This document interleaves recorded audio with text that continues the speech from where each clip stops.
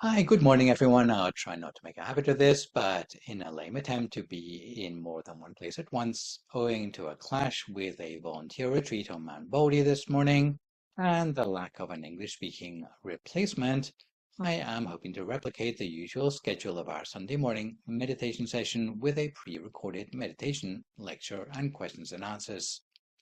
So this morning, the schedule will be 9:15 a.m. with a short introduction to meditation, 9:25, a 40-minute guided meditation on loving kindness. At 10 past 10, there will be a short wisdom talk on forgiveness. And the rest of the session, bringing us up to about 11 a.m. lunchtime, will be questions and answers, not your questions, but some of the questions from a live audience at Atlanta, Georgia, when I was over there earlier this year. They are good questions and quite amusing, so I think you will enjoy sticking around for that, at the very least to get an idea of the personality of our meditation members on the other side of the country. Enjoy. So, very briefly, a lot of people have become interested in meditation, especially in the recent years. Meditation has become a lot more mainstream than it was before. It used to be the domain of like sort of hipster sort of people on the fringes of society, but now it's become the sort of thing you might find in your beauty catalog. And I hear there's the latest word is the happiness industry. Have you heard of that? Yeah, well, apparently we are part of the happiness industry now. So the industry of making people happier. This is the sort of thing you can find in your local Buddhist temple now. They just invented it, apparently. And the reason is that more and more pressure is put on the way we use our minds in our daily lives. And because we are so caught up in the things which demand our attention and hold our attention to ransom all day long, at the end of the day, then we pin our hopes on getting a good night's sleep to sort of be ready for the next day to recharge our batteries. But sometimes just sleeping it off is not enough for us. And we wake up feeling like we could do with more sleep, and we find that we are just as frazzled as the day before. So meditation comes in as a way to work directly with the mind, and is very helpful, especially for people who cannot get to sleep at all because they are so caught up in their thoughts or in the things which are demanding their attention. So the way we work with the mind is not directly with the brain, because that's also a physical organ, but it's more to do with the software which sort of runs on your brain, which you might consider to be something that belongs within the space of your body, but gets pulled out to all the different things that demand your attention. And sometimes it gets pulled so strongly you cannot get it back again. So the further away from your body your awareness is, the more tired out you feel at the end of the day. So if there's a way to sort of catch your attention and bring it back again, then it will automatically be a way to relax yourself and get back some of your mental energy. And although there are many different ways of meditating, mostly they are to do with bringing the awareness back within the space of the body. And in fact, anywhere within the body would be helpful to you to help you to get your energy back again. But there's this place which is particularly efficient, which is right at the very center of your body. A place known as a solar plexus. If you want to be technical about it, you could go 2 finger breaths up from the level of your belly button in the center of your body, so center of your diaphragm. If you were to take your deepest breath in, all the way in, then it'd be the place where the breath turns around between coming in and going out again. But in practice, wherever you feel happy to rest your awareness within the space of the body, anywhere will work just fine. But one way or another, eventually the mind will gravitate towards that point on its own. So I mentioned the breath just now. If you're talking about breathing meditation, then you would follow the breath with your awareness. And that would be a way to internalize your awareness. But you'd always be working with a moving target. So to go one step easier for people who are new to meditation, normally I recommend not using the breath directly, but imagining some sort of picture in your mind. Let's say a picture of the sun shining, Can you think of that, new folks? Yeah? So you're not actually seeing the sun just now, but when you think of it, it becomes a picture in your mind. So your mind's eye. And in fact, it's the mind creating this picture. And although we cannot see the mind directly, but we can see these imaginary pictures that the mind creates. And if we were to bring our awareness to that central point by moving the picture to that place, then the mind will follow. So you get to balance your mind and internalize the mind by using the picture. And the picture is useful to us in two ways. Firstly, it tells us where the mind's located, which we didn't know before because it might be anywhere, but the picture pinpoints the mind for us.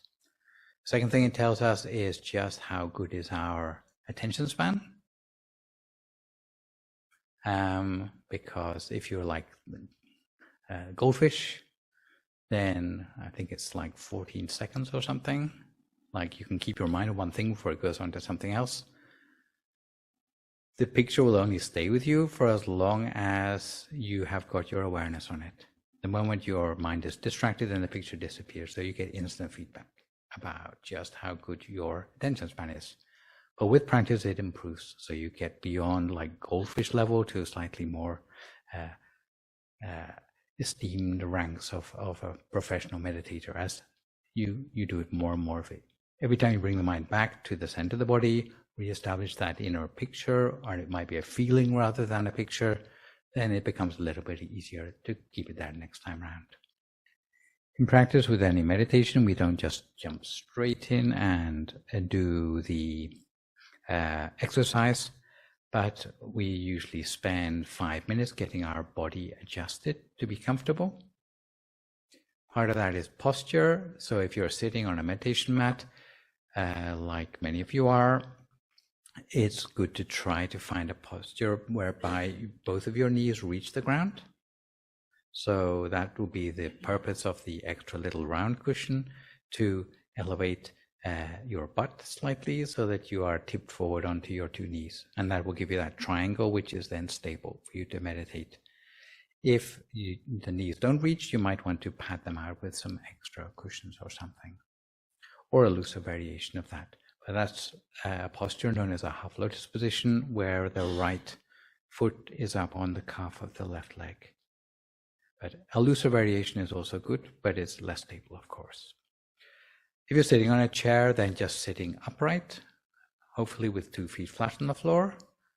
The idea of all these postures is that you can forget about your body to the point that you can really focus on what your mind is doing instead. And the way to put the hands together is with the right hand on top of the left hand. Index finger of the right hand goes up against the thumb of the left hand, and our hands just rest palm upwards in our lap. The idea being that if we have a tendency to fall asleep, then the finger tends to slip out of place first to give you a little bit of advance warning. Yeah. If you fall off your meditation mat, it's not such a big deal, but if you fall off a chair, then it does make a loud noise which disturbs all the other people, which we don't want, of course. So that is to do with relaxing the mind. Generally, the first 5 minutes of any meditation will be spent scanning down through the body, doing what's known as a body scan, making sure every muscle is as relaxed as it can be. After that, we work with the mind directly, which means putting ourselves in a positive frame of mind, being in our sort of happy space as much as possible. And only then do we do the exercise with internalizing the mind. Generally, it takes about 40 minutes. And at the end, we also have what is known as loving kindness meditation, which means taking what we've built up for ourselves during the practice and allowing it to spread initially throughout the whole of our body for our own benefit, and then beyond ourselves for the benefit of all beings. Yeah. And the other thing I didn't mention is that for most people, as you meditate more, the thoughts become less. And generally, just by ignoring the thoughts and not elaborating on any thoughts that come up, then the thoughts will become less and you have more freedom from the thoughts. But there are some people who got like an extra helping of thoughts, and it may be the reason that you wanted to join the meditation class, because you're having problems with thoughts, because if the thoughts get really intense, then sometimes it can lead to anxiety, panic, insomnia, this sort of thing. So some people suffer from that, and just like leaving the thoughts alone doesn't help them to go away, in which case there is this mantra suggested called, in our tradition, the words Samma Arahang, which you don't say out loud, but if you hear words repeated silently in your mind as if they originate from this point at your center, then it helps to cut through the thoughts more quickly than if you just leave them be, in the case that you need that extra help to cut through the thoughts. And I will say that if you don't like unfamiliar words, or the translation is there for you, you can substitute in any other mantra which is more meaningful for you or from your own spiritual tradition. Yeah, anything short and memorable, inspiring for you, you can use that as a way to cut through the thoughts. And you need it only for as long as the thoughts are bothering you. Yeah. So, all good for some meditation? So let's sit for some meditation now. So when you're ready, gently close your eyes and settle yourself comfortably for meditation by finding a sustainable position of poise for yourself. You might be sitting on a meditation mat or in a straight back chair, but however you're sitting, your spine should be elongated and yet relaxed.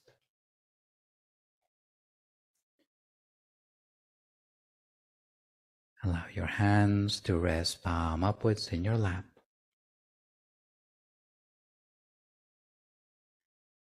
And remember that this is time for you. It's time for yourself, rather than being time for anyone else's benefit.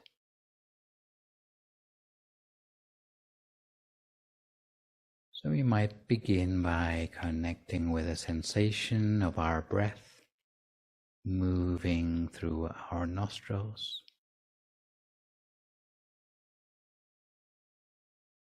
We continue breathing in a slow, steady rhythm.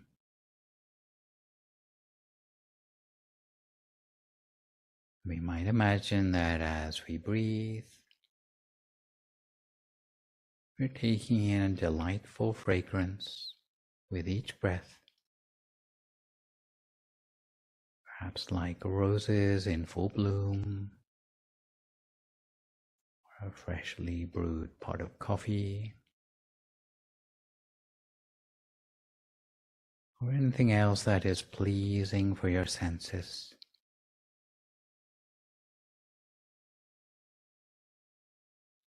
You might notice how the breath expands your lungs, creating a subtle rising and falling sensation.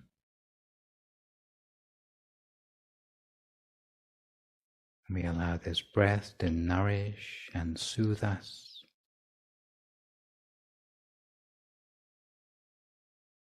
And from there we can imagine a wave of peace and relaxation washing over us as we invite our muscles to begin to relax throughout our body.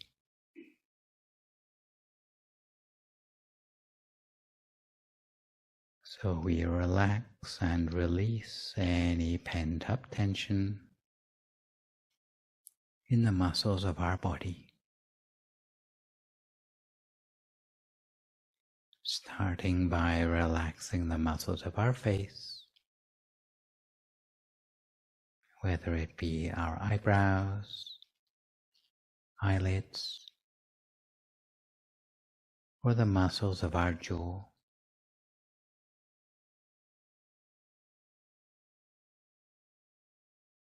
If there's any tension around our jaw, then we should avoid clenching our teeth together.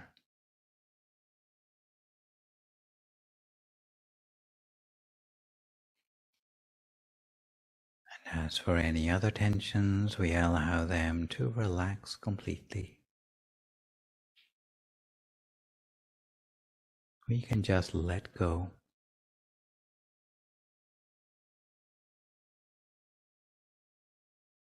We continue relaxation, letting it flow down through our neck, our throat, and through our shoulders.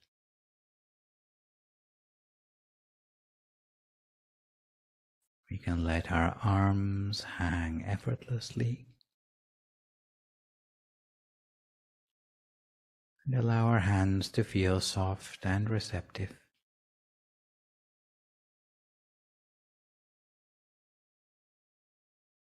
Allowing the sense of relaxation to flow in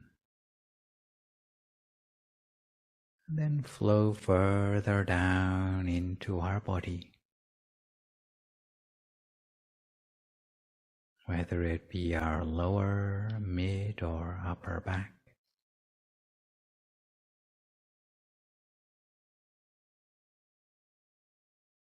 Continuing on down, we relax all the muscles of our torso, our internal organs, the muscles of our core.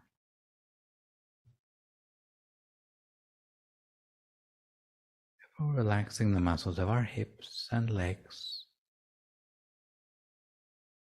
as if a tide of relaxation flows on down into our legs, relaxing our knees, calves, around our ankles, down to our feet and our toes, allowing them all to relax completely.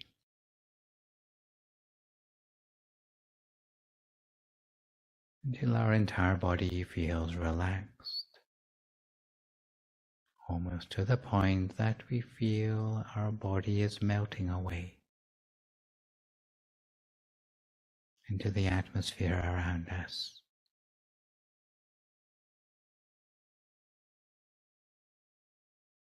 In the same way that sand might run through an hourglass,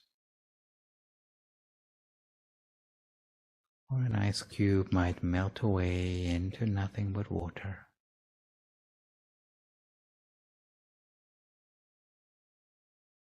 Sometimes having such a picture in our mind will help us with the relaxation process.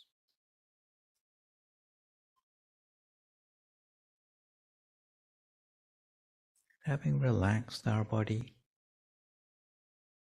we can turn our attention inward, also to make sure that our state of mind is as relaxed as possible.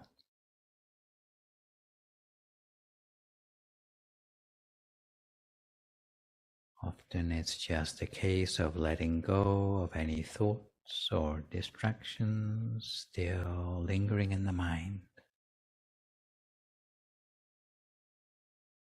Any regrets from the past, plans for the future, remaining instead in the present moment.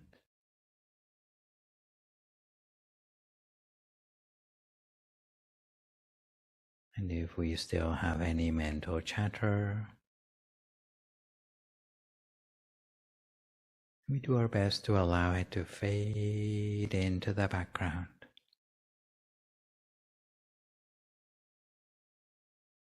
While giving ourselves the time that we need to slow down and reconnect with the deeper level of the body and mind.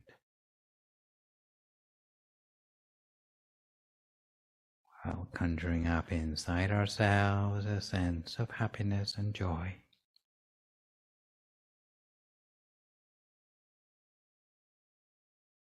And if such a feeling doesn't come naturally to us, then we might cast our mind back to a time in our lives when we did feel truly happy.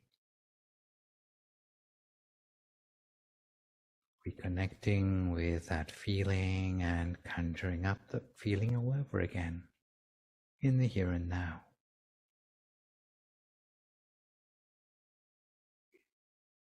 As if it were tiny particles of happiness and joy within ourselves, completely filling our body and mind.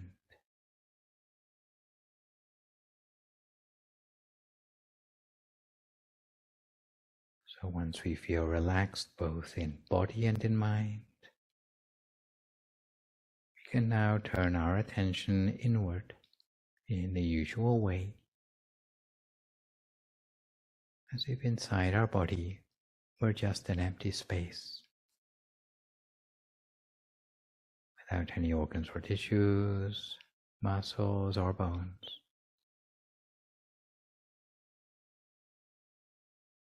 Almost like a hollow space inside us.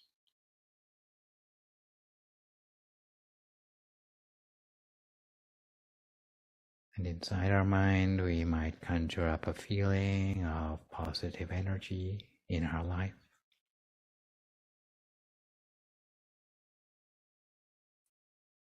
Perhaps a feeling of empty space within us, filled with happiness and joy.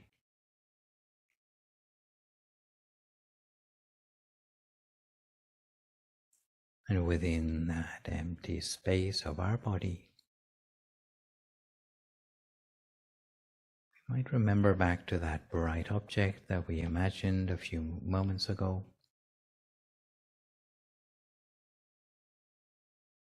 Perhaps something like a bright shining sun, a twinkling star, a sparkling diamond, or perhaps something as simple as the full moon,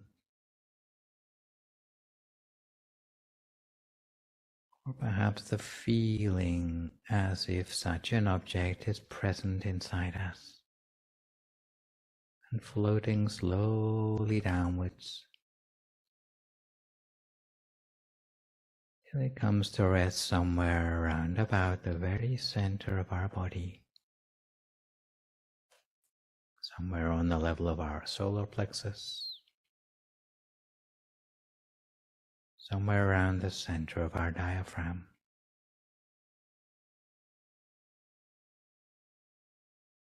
But in practice, it can be anywhere within the space of our body that feels comfortable for us.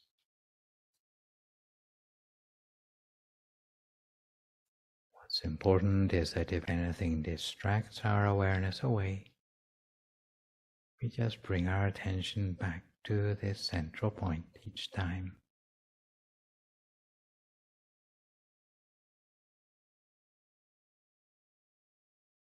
If the inner object disappears, we can simply conjure up a new one.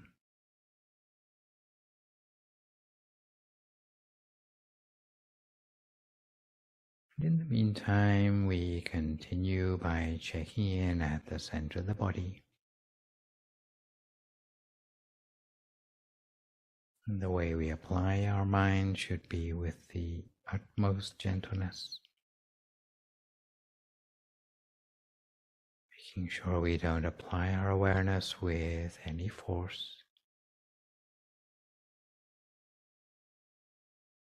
All we need is the mental equivalent of something like a soft nudge at the center. Checking in gently but firmly, touching only with a feather-light touch. Little by little, we'll become more and more familiar with what the word gentle can mean for the mind.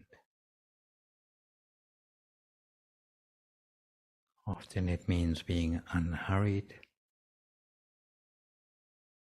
taking as much time as we need, and simply allowing the mind to slow down and become still. gently accumulating a sense of peace energy within itself that can pave the way toward the real stillness of the mind.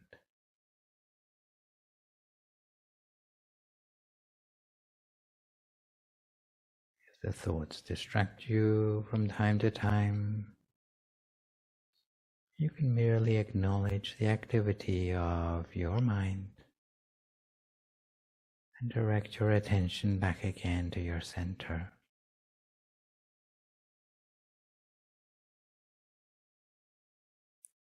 The reality of meditation, at least in the beginning,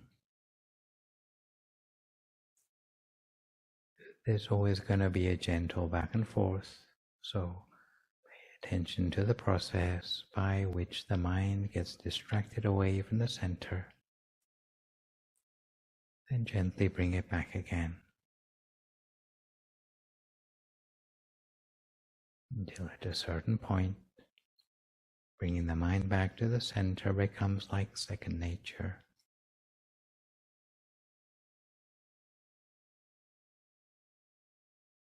The mind wandering will lead us to be unfazed,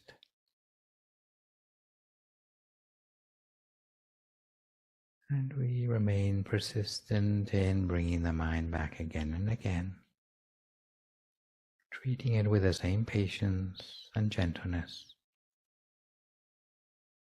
that we might use to train a young puppy to come to heel.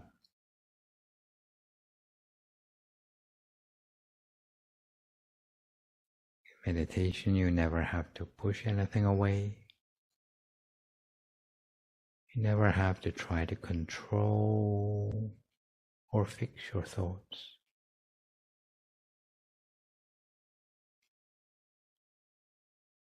But if at any time during your meditation you realize the mind has wandered or got caught up in thinking,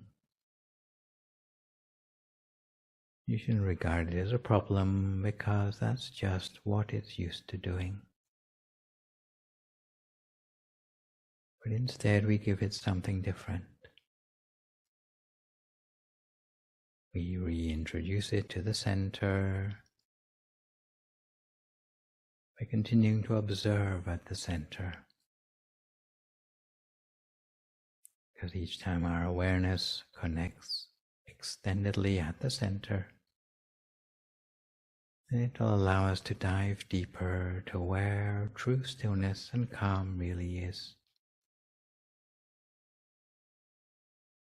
to where the true beauty of the mind exists. So remind yourself that there's nothing that you have to get right or perfect. You simply remain curious and observe in the present moment. It's about becoming familiar with the center, observing its qualities.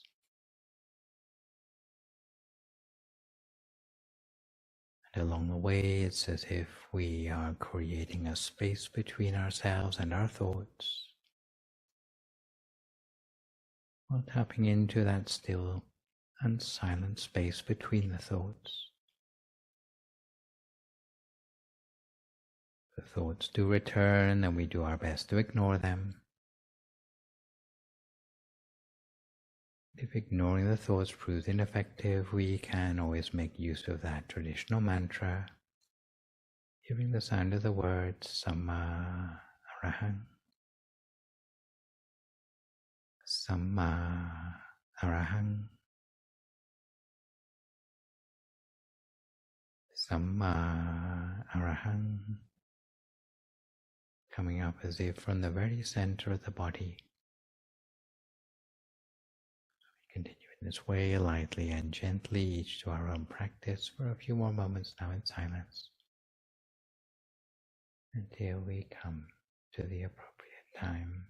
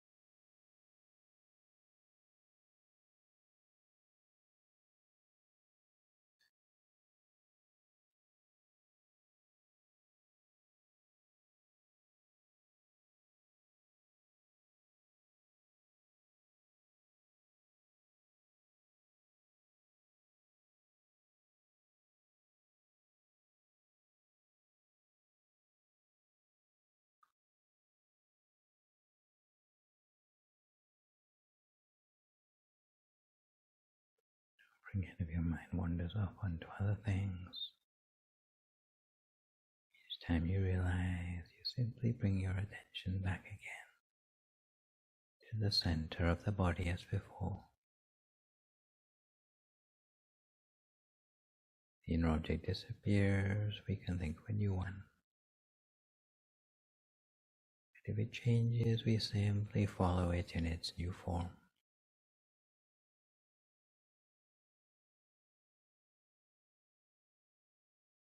And this constant optimization of the mind requires a special sort of patience,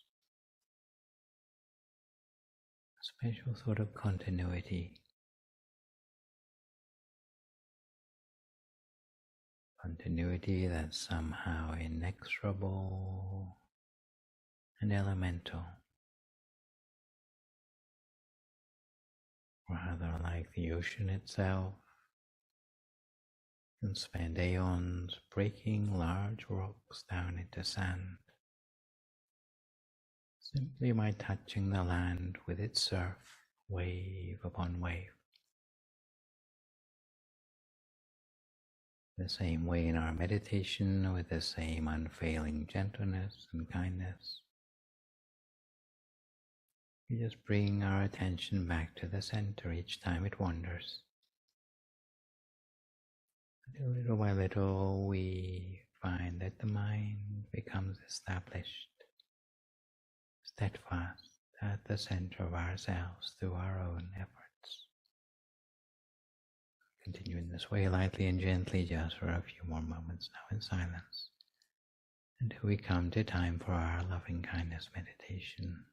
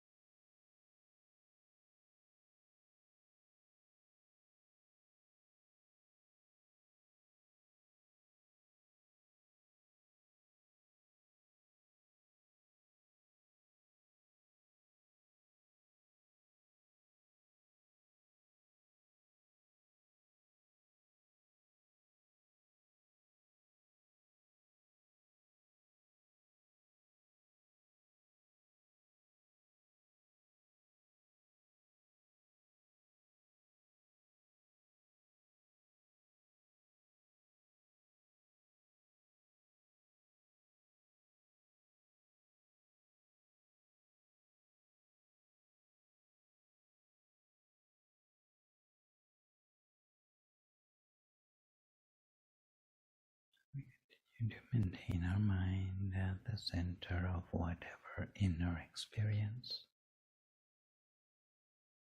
we've built up for ourselves as a result of the meditation so far this evening.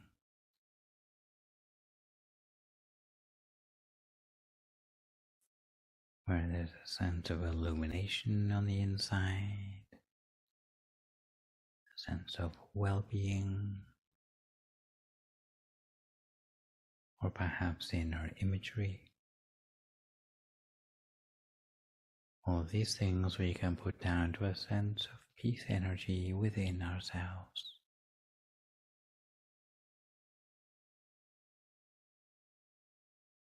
If we're able to touch gently at the center of that energy,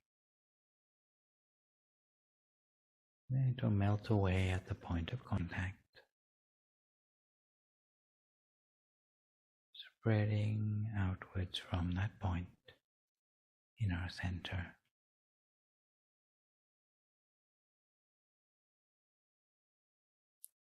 So for the last part of our meditation, we can remain deep in the embrace of such a strong, deep peace energy at the center of ourselves. We allow the peace energy to spread outwards from the center until it extends to the whole of our body. Perhaps growing beyond that, larger, wider, even beyond the boundaries of our own body.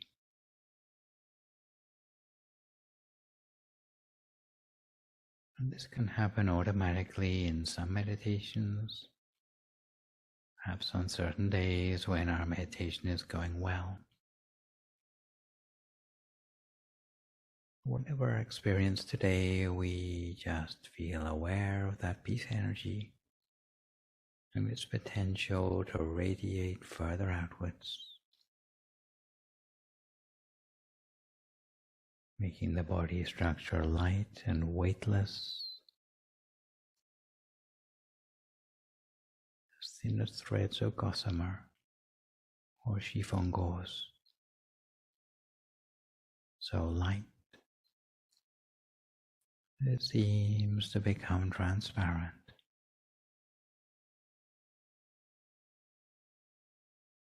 And the peace energy spreads outwards beyond our being,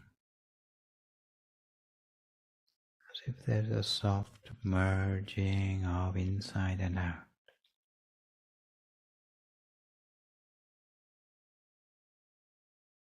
We remain aware of such a gentle process of the merging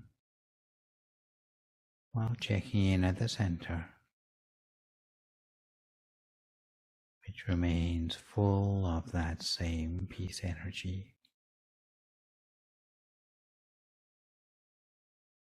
We remain at the center of that deep peace in the middle of the body, basking in the flow of that radiant consciousness, almost as if it were bathed in golden light.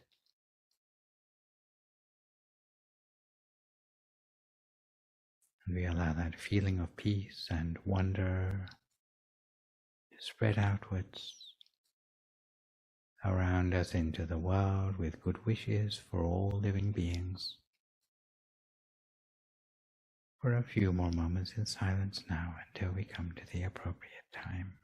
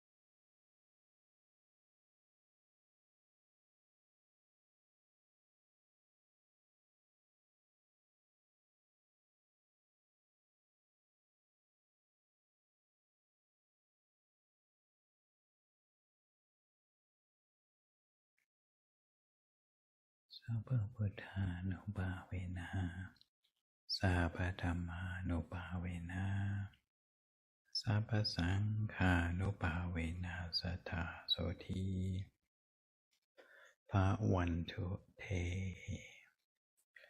So if you'd like to come to the end of your meditation for this evening, you can gradually open your eyes again. If you feel at all uncomfortable, then slowly try changing to a more comfortable position or gradually finishing the practice. So was that all right for the new folks? Not too long. You're able to follow along with it, okay? So if you enjoyed it, then I would encourage you to meditate further if you can. And don't just do it once and then think all your problems are solved, but try to integrate a little bit of meditation into your daily practice if you can. And if you're still hazy about the technique, then there's always that Mind Gem app, which you can use to listen along to and keep track of the time you'll be meditating as well. Generally, our activities in a meditation center are, of course, meditation, but because meditation covers only a certain limited aspect of our life, and it's also the case that although by meditating better, it sort of reaches out into other real life situations and improves those things. But it's also the case that it's a two-way street. And if we organize things in our real lives in a better way, then it feeds back into a better meditation as well. So the two things cannot be separated one from another. And there are a whole variety of topics which are also very relevant to meditation practice to do with ways we engage with our everyday life, which if we can tweak them in a good way, then it can help our meditation to become better. And one of these subjects is that of forgiveness, which is probably something you've heard a lot about, but maybe haven't given a great deal of thought to. Although it's said that forgiveness is something which is very much in demand, or even that there's a shortage of it in the present day and age. Sometimes it's us on the receiving end of forgiveness. We have things that we'd like other people to be more forgiving to us about. And then there's the aspect of being too tough on ourselves and letting ourselves off the hook occasionally. For those of us who have very high standards, everyone else, you can sort of let them slide, but you never let yourself slide. Sometimes we need to ease up on ourselves as well.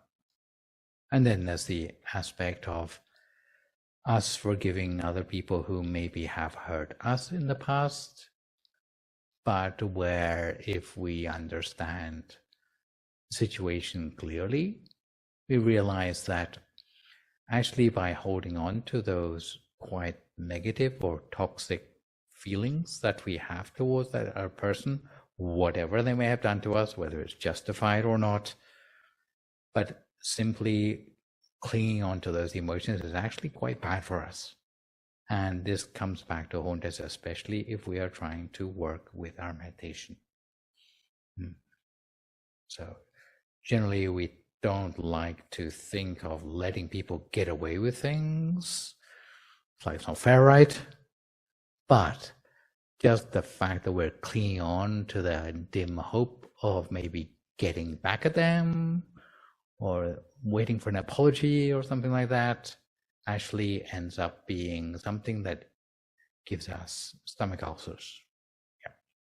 So if we are smart about forgiveness, then sometimes it can be something which can help us to have a happier life. Yeah. Even a few % happier would be good, right? yeah, worth it. Apparently it is good for you. And just very briefly, there are said to be, just from our own point of view, if we are a more forgiving person, just for our own benefit, there are said to be at least 7 things that we get from being a more forgiving person. And the first of these is that we should remember that it's for our benefit and not for the benefit of the person who we are forgiving. Second one is to remind ourselves that we're not condoning a person's bad behavior towards us. And it may not mean that we forget what has happened to us, because that would be sort of foolhardy. But letting go of the negative part of that is somehow good for us. Third way is that it gives us back control to some extent of the feelings that have been caused in us. Because if we forgive, we somehow create a space in which we can work with those feelings. For as long as we're clinging tightly onto those negative or toxic emotions, we cannot work with them.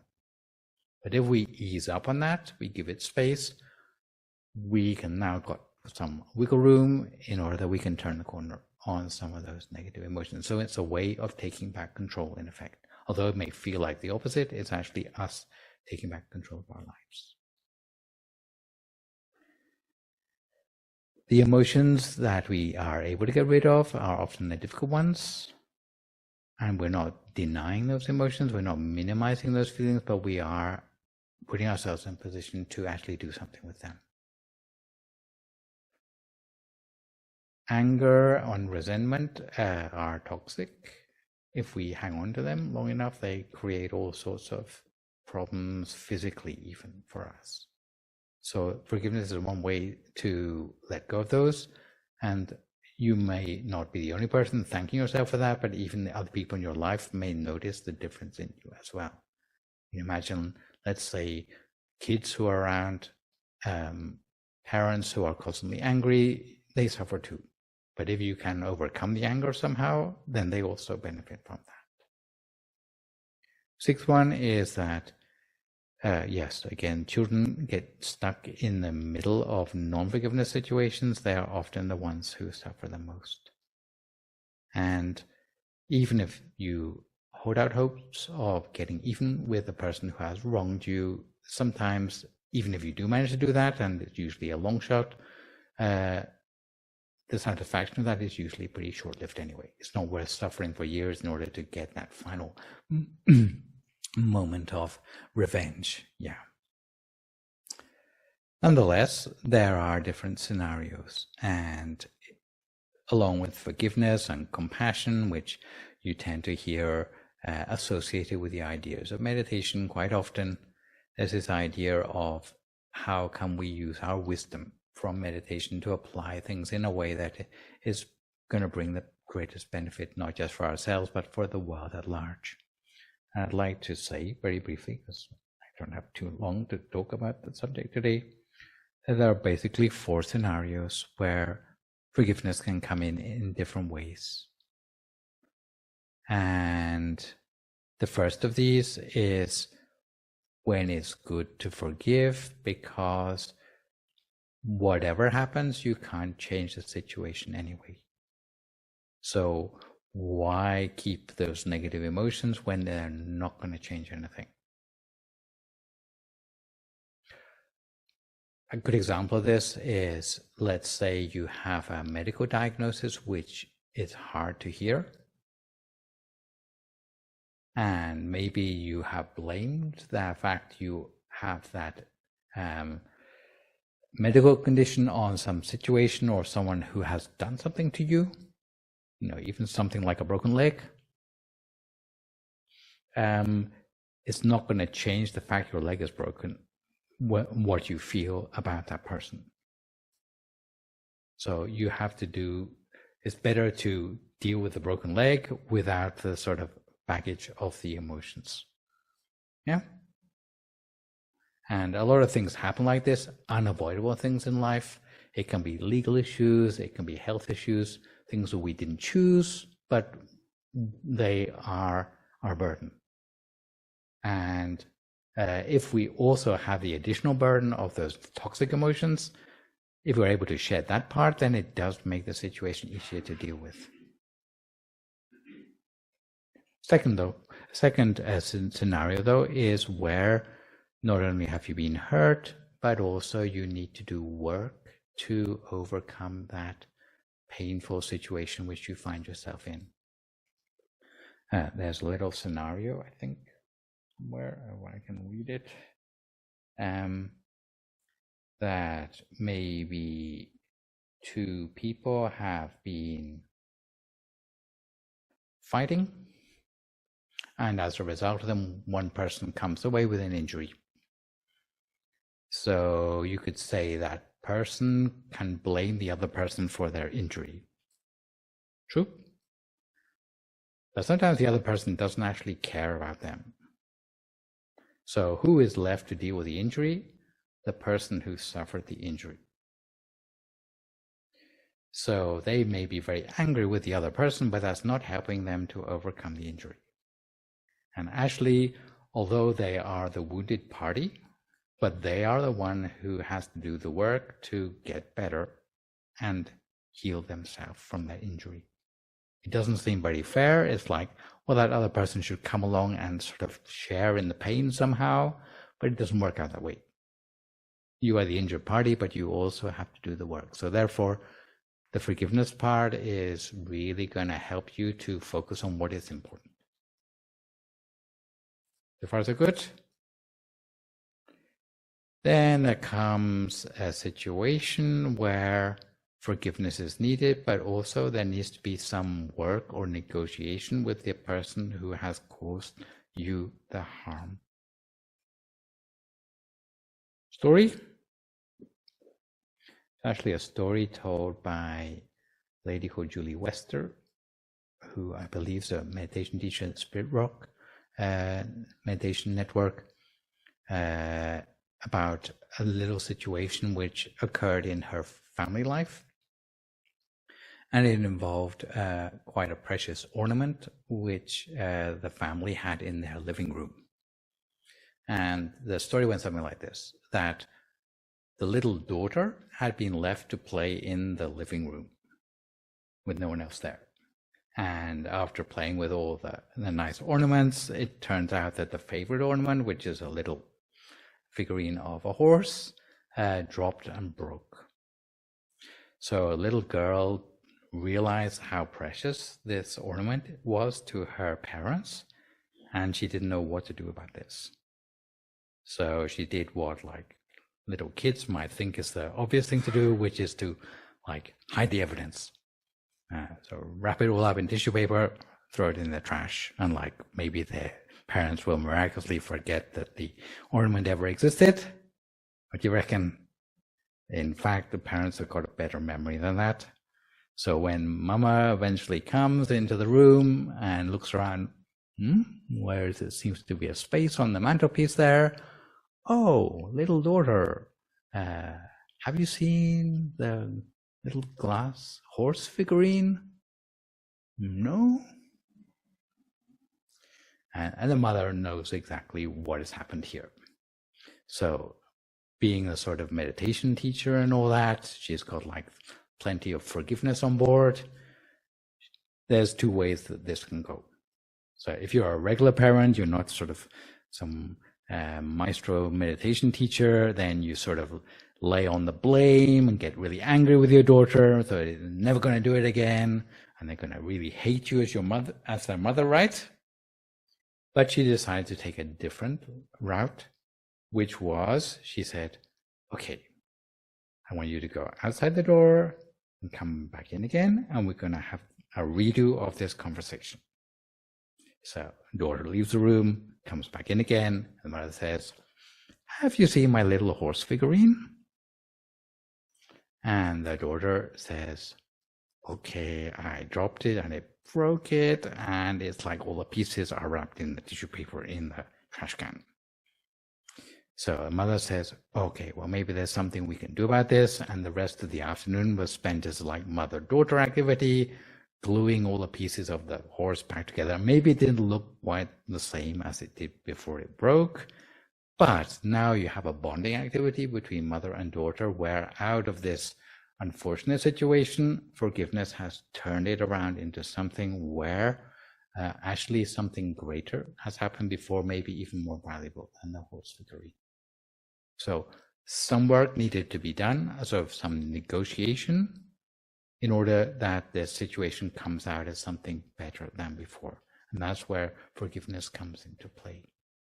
This is like a slightly more fun situation, but there are also situations maybe more serious than this, where you have been taken advantage of somehow, where you need to somehow assert yourself, where you have that forgiveness, but at the same time, you don't forget what has happened, so that it's not going to happen to you again, or you're not going to be taken advantage of in the same way next time around.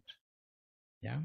So this is where you have the forgiveness. So you've let go of the anger, the sort of the tension between in the family that would occur, but at the same time, you have to turn it into a learning situation where possible. And that's where the wisdom part comes in. And then last but not least, so of the 4 possible scenarios of forgiveness, there are what's known as damage control, which is for situations which are maybe much more serious, and often they deal with the reality of the world, that there are some people out there, I'm sure there's no one in this room, there's concerns of, but there's some people out there who really do not have a conscience. And if you are forgiving to them, then it really makes you into a doormat who is just waiting for the next time they're going to do exactly the same thing or worse to you next time around. Unfortunately, such people exist in the world. Story? Maybe a story you've heard before, but it's one that's worth repeating, which is a story of a frog and a scorpion. And generally we know what scorpions are like, right? Like sort of fairly dangerous. And the story goes something like this, that one day there was a scorpion and a frog on the riverbank. And the scorpion was looking for a way to cross over the river. And of course, the scorpion may be many things, but it's not a swimmer. So it approached the frog and said, maybe you can help me here. I know you can swim. If you swim across the river with me on your back, then I can get to the other side, and it's like no real special effort for you. But the frog said, oh, but I know you're a scorpion, and I know scorpions like to sting people.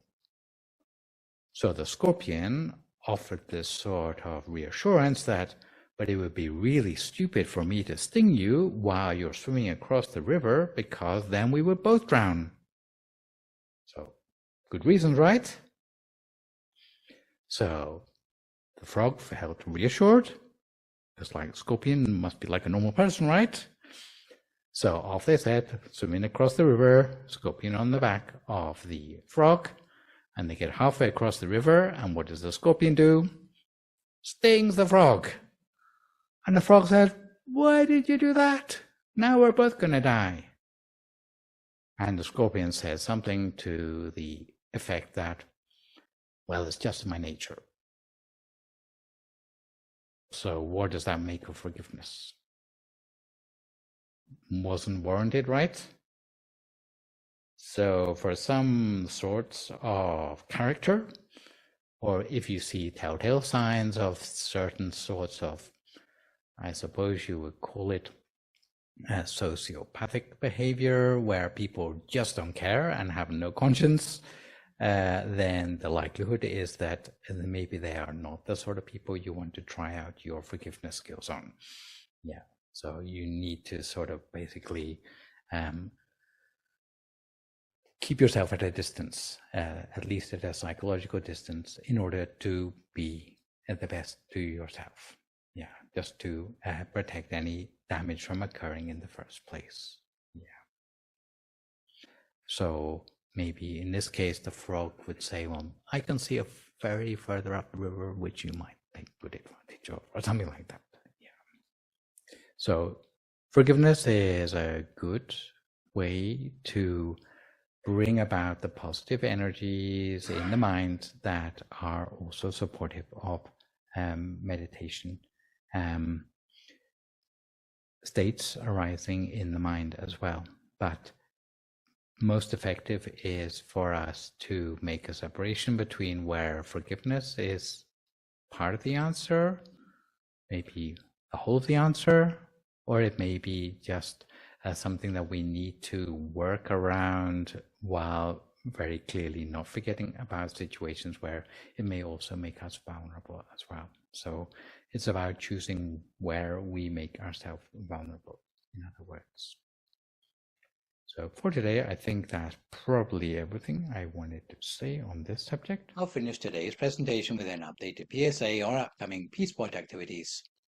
So if you're new to meditation today and found it beneficial, then I would encourage you, instead of this being just a one-off, to try to incorporate meditation into your daily routine, starting with 20 minutes of meditation at a time of the day which for you has a good energy and when you are not going to be interrupted by other tasks. Maybe first thing in the morning to get a good start to your day, maybe last thing at night if you're having problems sleeping, or even during your lunch break if you have a stressful job. Once you start to build a short meditation into your daily routine, you may find you have good days and bad days. But if you can start out with 20 minutes every day, then little by little it will become easier and you'll be able to go further in the time available, until you will have the inclination to want to increase the time of meditation for yourself as you improve. If you are still hazy about the meditation technique, we have an app for that called Mind Gem, which you can download for free onto your cell phone. And when I say free, I mean don't let anyone charge you money for that. At last count, Mind Gem had more than 200 audio tracks on it, which you can follow along with as you meditate with different English-speaking teachers from our lineage, and it even works offline. The tracks are of different lengths and include different ways into the center of the body for you to experiment with, and it also has a timer which is quite handy for keeping track of your meditation time. If you're left with questions as a result of your meditation and you want to get advice, or if you just want to have some company while meditating, we run regular classes at DIMC Azusa throughout the year, every Thursday evening between 7 and 8 p.m. in the ballroom of the main building here in Azusa, and every Sunday morning in the main chapel between 9 and 11 a.m. We hold a kids event every third Saturday of the month. The next one is coming up on August the 17th. The kids, often accompanied by parents, will come along at 11 a.m., have a potluck lunch together where they bring along the sort of food which kids like to eat to share with their friends. So we accept kids right from the age of 4 up to teenage. They gather after lunch at 12:30 at the Sunday school behind the main building for a bite-sized, usually 10 minutes meditation, then hear a Buddhist story, join a character building discussion, and if they want to stay on at 1:30, they can learn Thai as a second language. For those who want to train themselves up as young volunteers at 3 p.m., we allow them to act as temple guides to lead newcomers around the temple. And if you want to take a guided tour of the temple, its history, wildlife, and architecture, then you can turn up at 3 p.m. on the third Sunday of the month and have the kids take you around for free. Our next full moon event will take place on Monday, August 19th, from 6 p.m. to 7:30 with Venerable Jackie or Daniel on a live transmission to us from Thailand to bring us news from the forefront of meditation in Thailand, and finishing off with a loving kindness meditation, questions and answers. Our final Azusa City Library meditation for this year will take place on August 26th, which is a Monday evening between 6:30 and 7:30 p.m. Which is a good chance to meditate together in a more public setting, in case that location happens to be more convenient for you. We also go a little bit deeper on Buddhism once a month in the afternoon of the second Sunday of the month, with what is known as intermediate meditation because it's like 1 hour long. This is followed by a Buddhist lecture, questions and answers. At the moment we are looking at the second part of the Sigalawada Sutta, for those who are interested to look deeper into the scriptures. Lastly, our next outdoor candlelight meditation event is coming up on Saturday, September 28th. And owing to the earlier sundown, it will have registration starting at 6:30 p.m. and the actual candlelight meditation will take place between 7 and 8 p.m. So we look forward to welcoming you in person at any of these events at DIMC at 865 East Monrovia Place, Azusa, California.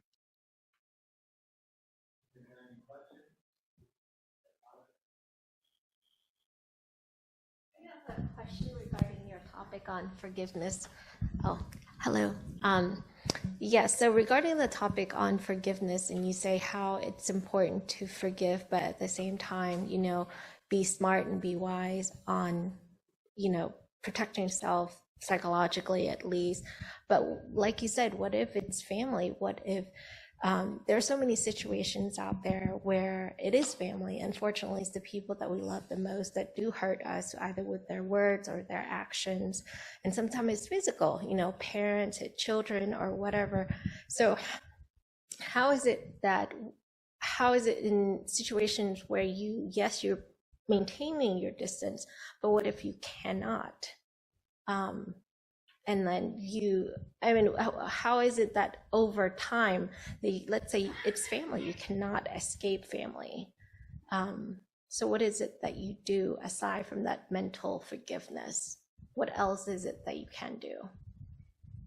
So yeah, when you are with family, it is particularly hard to make these sort of decisions, simply because the expectation within the family situation is that the love within a family ought somehow to be unconditional.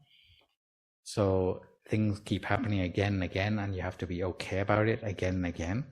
But obviously there should be limits to that. And I think the first port of call is communication, where possible. Hopefully you're not within a whole family of scorpions. But sometimes a complaint I often heard, especially from parents, is like, my daughter treats me really badly, and that's just not what she should be doing. Like, the mother is complaining to me about that, like I can do something. And I asked her maybe a rather obvious question, like, did you ever mention how upset you are to your daughter? And she said, well, I shouldn't have to do that. It's like, my daughter ought to just know these things. And I gave her the sort of probably rather obvious advice that maybe she should mention to her daughter how bad this situation is making her feel, because it could be that her daughter is not psychic. And in that sort of situation, the first protocol is something which is often known as assertiveness training, which is firstly to bring this up, to say how your behavior is making me feel really bad. And you emphasize the word I in what you say to them. Secondly, you have to say how their behavior is making you feel. The third thing is you should say how you would like them to change the behavior they have towards you.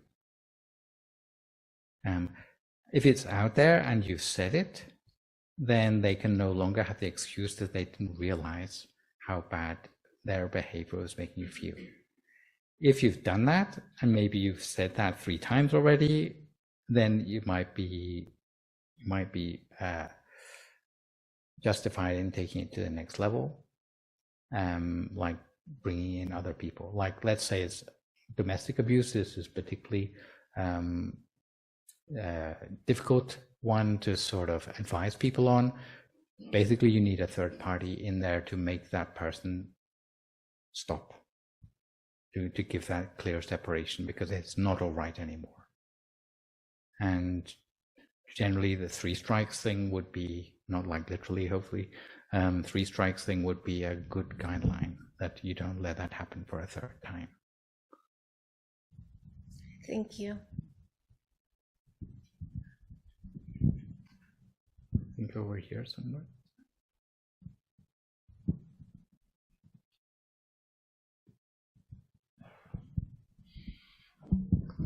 Hi, I have a question. Like, when someone try to help, but they actually help you, but they do it wrong. Like, what happened is like the car, the car part needs to be replaced, but they try to help you, but they replace it, put it in the wrong way, and cause more problem for you. How would you tell that person, right, so that they don't do that again to another person? Because they have a really good heart in terms of like helping, but they don't have enough knowledge. But it's still not good enough. Yeah. We have this problem a lot with volunteers in the temple, actually, and not usually with car parts. But we have a lot of good-natured people who want to help out with things, but it's maybe they don't really want to do it to the standard which you would actually prefer.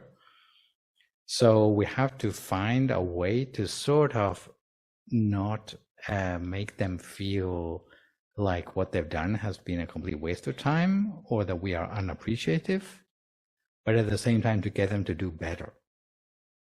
So it's actually a very sensitive sort of conversation to have. Often, hopefully it's not going to lead to a sort of serious car accident in your case. Mostly it's slightly lower stakes sort of things like having the bathroom clean or something like that in the temple. Like they've cleaned it and it's like it's still dirty, and really would like them to get some merits more than like looks like there's no difference before and after what they've done in helping out with the temple task or whatever, or the food they made for the temple, it just like tastes awful and it's, all the monks are going to like make faces or whatever.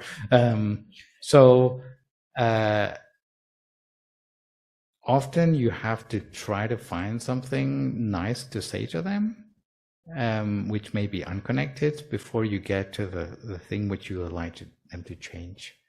So all the possible skills that you would use in delivering criticism to a person would be relevant here. I think I have talked about that before, but it's like things like smiling when you say it, not like being angry when you say it, helps them to separate out, I like you as a person, but I don't like what you've done. So I still like you anyway, but it's like, if you could change that small thing, it would be really good, and it would be like more in more consistent with your good character and virtues, this sort of thing. Yeah, and like say for me personally, I don't mind that much, but I'm afraid for the next person down the line, that sort of thing. What I noticed these days is like a lot of folks try to help, but they don't have enough information. So end up kind of facilitate misinformation even more. So I just want to find a good way to say to them, like, you need to focus on, like, understand it thoroughly before go out and help. Yeah, especially advice. This is particularly true. You hear a lot of people expressing opinions which are complete rubbish, to be honest. Like they haven't checked their facts at all. And sometimes you're aware of that, and sometimes you're not aware of it till later. But I think if you don't want to get in fights with a lot of people because they believe what they're saying, or maybe they just don't take responsibility for their words at all, is to take everything with a pinch of salt and go and find out for yourself, for real. So not to just believe things on hearsay is better. But for professional people, if they are taking money off you, really they should, their word should be worth what you're paying for it. Now, if you were a lawyer and you gave people bad advice, then I don't think you would stay a lawyer for very long. Yeah. Unfortunately, this is the way of the world. We have to sift through the information, and especially things that affect us, and be well informed.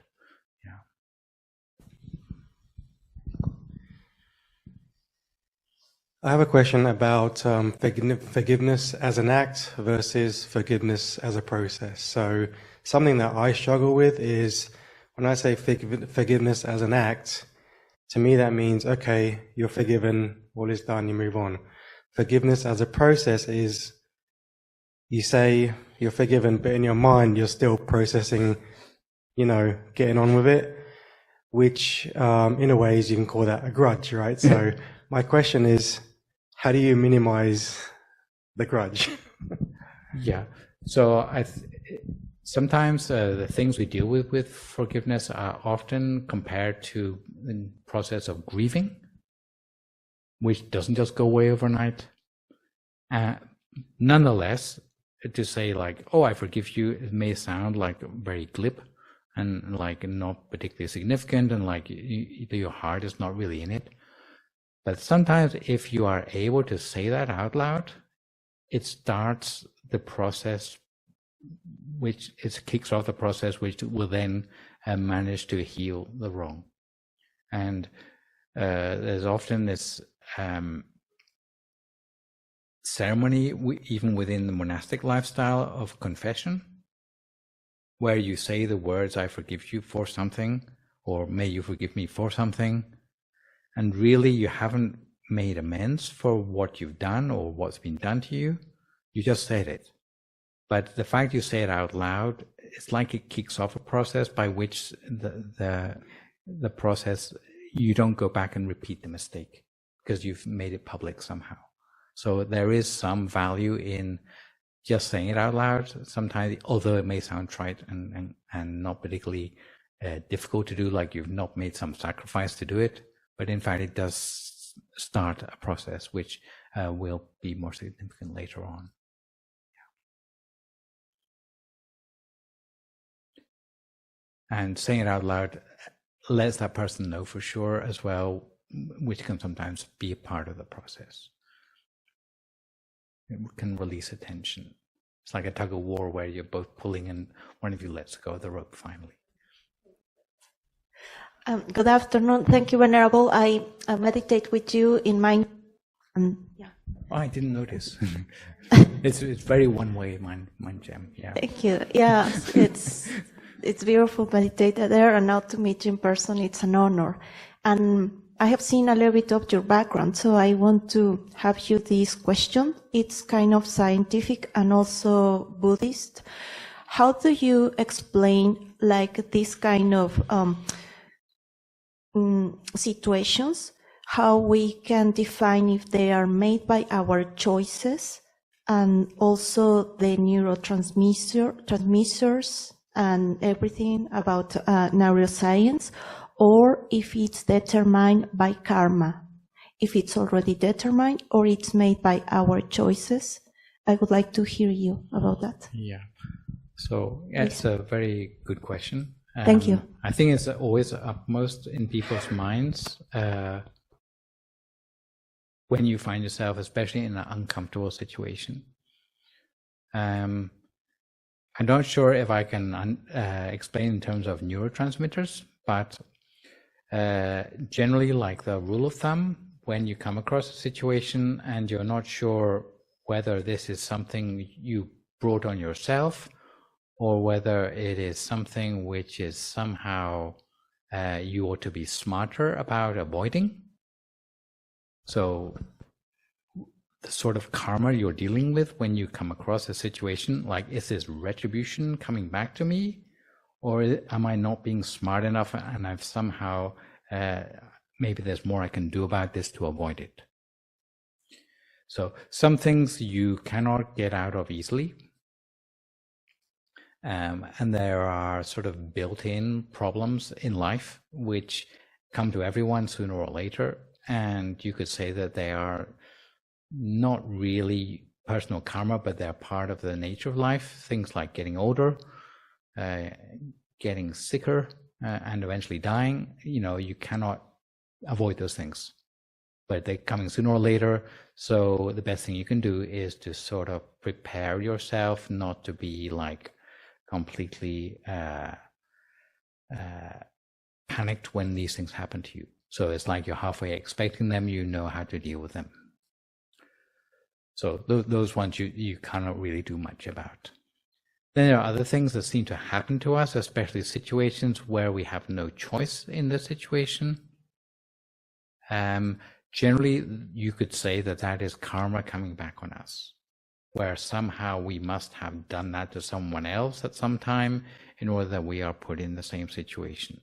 So if we cannot see a way out, generally acceptance would be the way to move forwards with those situations.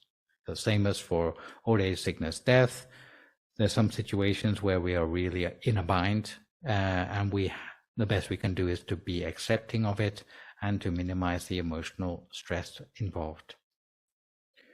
But there are other ones where maybe there is some wiggle room, and there are things which happen which somehow we can minimize the pain or damage to ourselves if we are smarter, or if we can keep up with the situation by being a little bit more aware, or maybe a little bit more flexible, where we can minimize the process. And this would be ones where it's not karma coming back, but it's almost just like things sent to test us, where we do have some possibility for that. So when we come across a situation, I think, unless it's like old age, sickness, death, we ought to be asking ourselves, is there a way around this? A way to negotiate a way out of this, a way I can be more flexible in order to maybe sort of move around this, or work around this in a way that I can get out of it. Not all situations allow that to happen. But sometimes if we make small sacrifices, we can sidestep things that would affect other people much worse than us. Try to think of an example to go with that. Let's say you have an injury, but you can find ways to continue doing what you normally do in spite of the injury. Then that makes it not quite as bad, right? But sometimes, you need to go into physiotherapy in order to manage to do that. So it takes some sacrifice on your part. So the karma is not so sort of set in stone. So it's always useful to ask that question. What more can I do to sort of work around the situation where possible?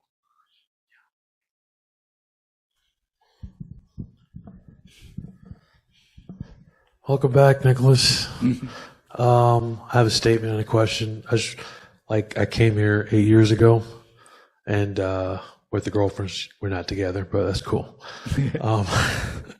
So I just want to say I really got a lot out of this. I know it's constant learning. I have to put myself in the back seat all the time, But my question is, so my brother. Hello? Okay, sorry. So my brother and I, we had an argument on Tuesday. Well, backstory. So they didn't like the fact that I changed religions, So how should I explain it? Yes, he's always saying that I'm gaslighting him when I talk about, meditation, or I'm talking about, calmness and accepting everyone and stuff like that. He stays in therapy. So anyway, he came to see me on Tuesday. And so we never had like a bad relationship, but it's sort of like this tension because of the whole religion thing. So we went to La Madeleine because he likes French food. So we went there to go eat. So before we went inside, I was like, oh man, you know what? Hey, we have a monk that's in town. So he flipped and we got into an argument, and I called him a poo-poo head, maybe some other names. So I feel bad that like he came over and I lost my temper because I usually don't. But at the same time, it's like, do I feel like I should send him a text or just play him on Xbox One or something? I don't know. Say hello, give him a call. Oh, so the last time you saw him, you were like shouting insults at him? Yeah, we got into an argument. I was just talking about how meditation is helping with my anxiety and how I'm starting to take acting classes and all this type of stuff. And I think maybe he didn't like the meditation part or something. So, yeah. Yeah. So maybe you need to go for the building bridges approach, supported by meditation.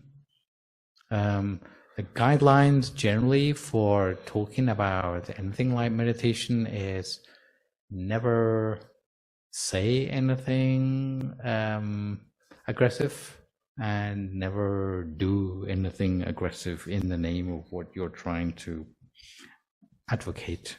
Yeah. So you can say what you like, but try to avoid any sort of things that can be interpreted as like not in keeping with like the meditational lifestyle.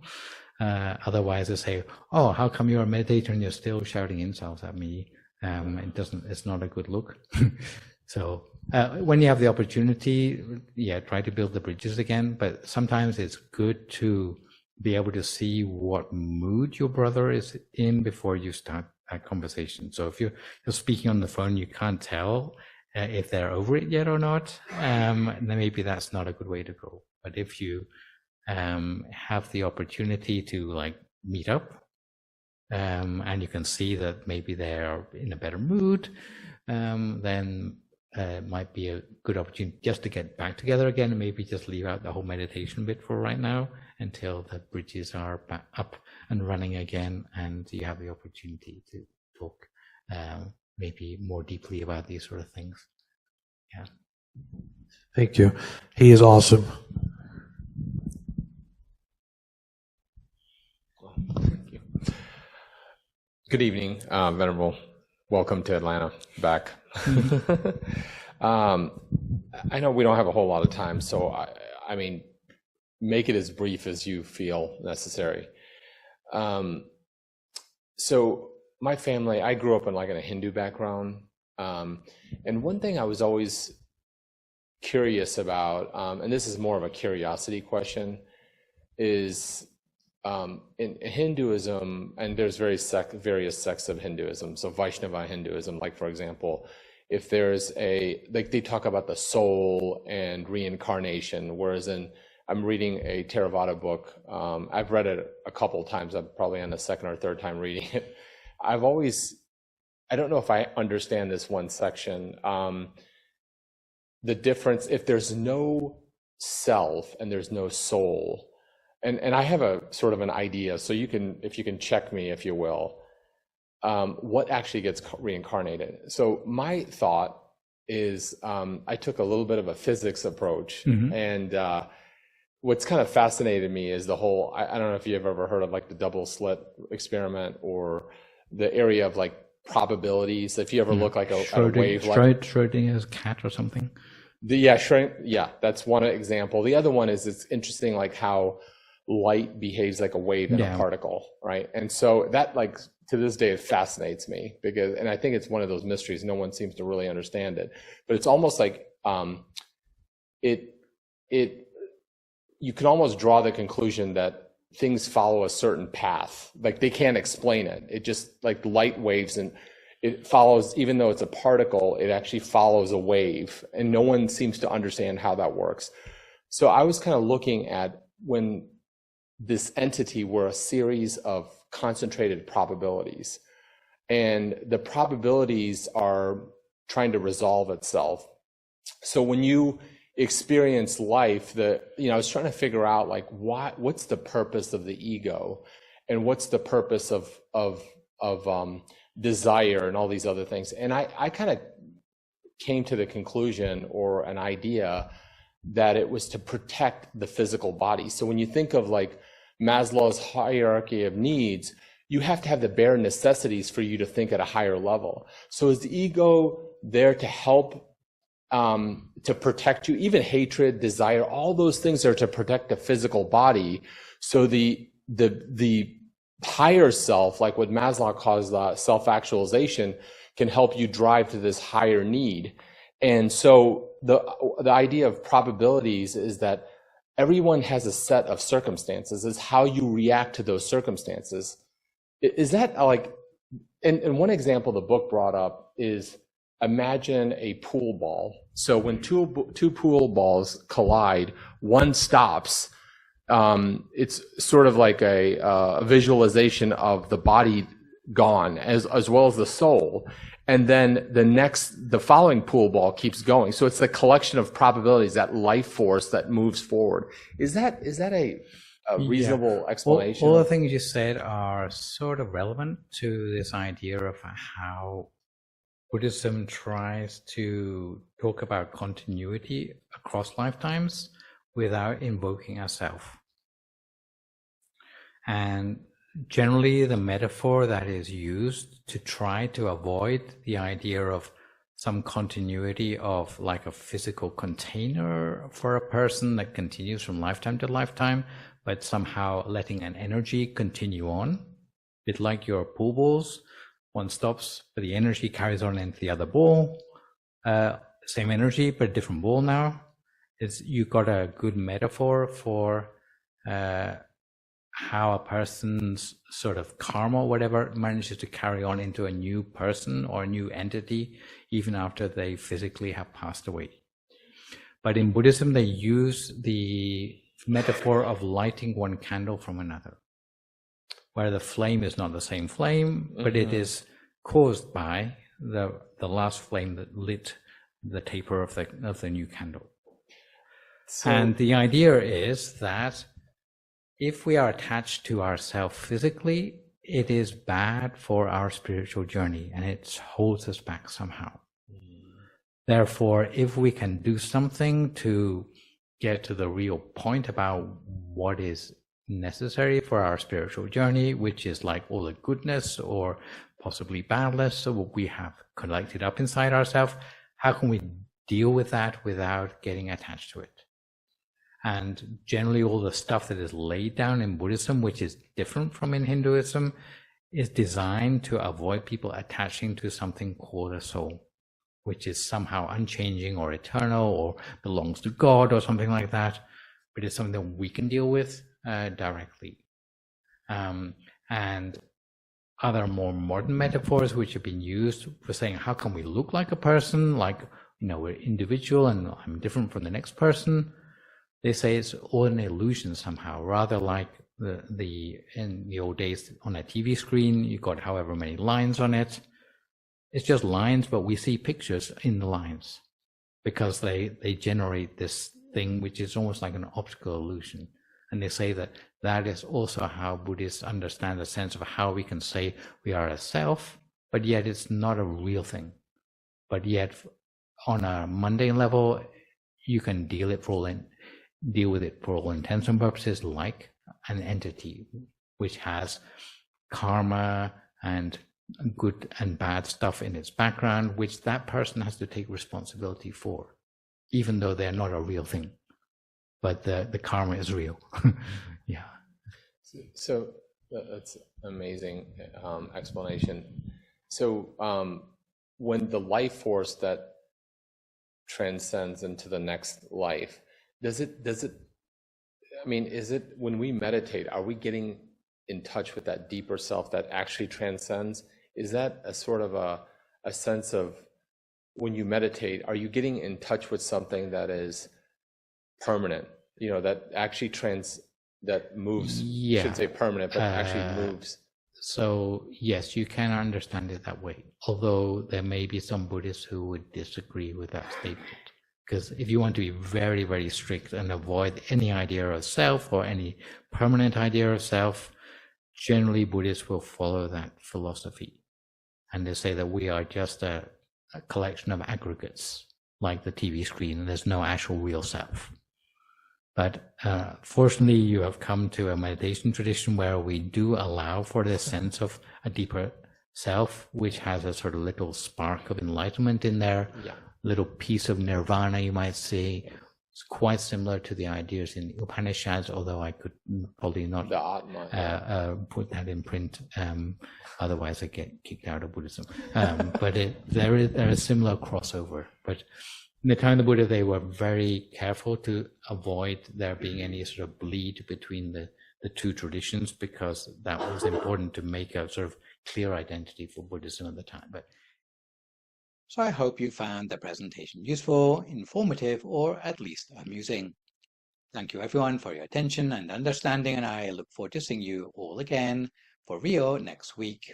May you all be blessed with forgiveness and transformative wisdom in your lives now and forevermore. Sadhu.